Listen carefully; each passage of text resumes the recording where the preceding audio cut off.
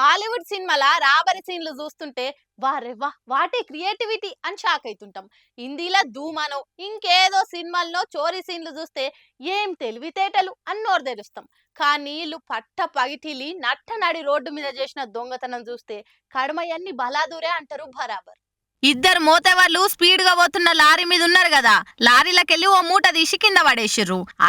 వెనకంగా సోపతిగాడు బండి మీద వస్తుంటే ఒకరు ఆ బండి మీదకి ఎక్క ఆగిర్రు. ఆ లారీ అట్లనే ముంగటికి పోయింది. ఆగ్రా ముంబై హైవే మీద బట్టల లోడుతోని పోతున్న లారీని చూసిర్రు ఈ ముగ్గురు మొనగాళ్ళు. కథం పోతున్న లారీ మీదకే ఎక్కి ఇగో గిట్ల సెకండ్లనే పని కథం చేసుకుని కొట్టేసిన సొమ్మును పట్టుకొని పోయిర్రు. హైవే మీద ఇళ్ల పనులు ఇల్లుంటే వెనకంగా ఎవరో కార్లు వస్తున్నోళ్ళు ఇలా వీర చొరకలని వీడియో తీసేవరకల్లా సోషల్ మీడియాలో మస్తుగా తిరుగుతుంది. కానీ ఇంత వీడియోని మామూలుగా ఎవరన్నా చూస్తే గిది సినిమా షూటింగో దొంగతనం సీన్ టేకింగో అని అంటే ఒట్టిగానే నమ్ముతారు కదా. కానీ వెనకంగా ఎక్కి వీళ్ళు పడుతున్న కథ తెలియక ఆ లారీ డ్రైవర్ అన్న ఓయ్ రాజు కన్నుల్లో నువ్వే అనో అనిత ఓ అనిత అనో పాటలు పెట్టుకొని పోయేది పోతుండు. వీళ్ళేమో వీళ్ళ పనీలు కానిచ్చిర్రు. దిగి చూసుకున్నాక అస్సలు ముచ్చట తెలిసి అడ్డం పడతాడుగా వచ్చాయన పాపం కదా.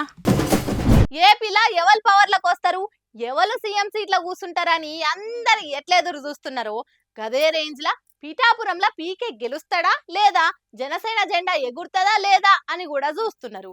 కానీ గీలోపే పవన్ హార్డ్ కోర్ అభిమానులు ఇగో గిట్ల నేమ్ ప్లేట్లు రాపిచ్చి కొత్త ట్రెండ్ సెట్ చేస్తున్నారు.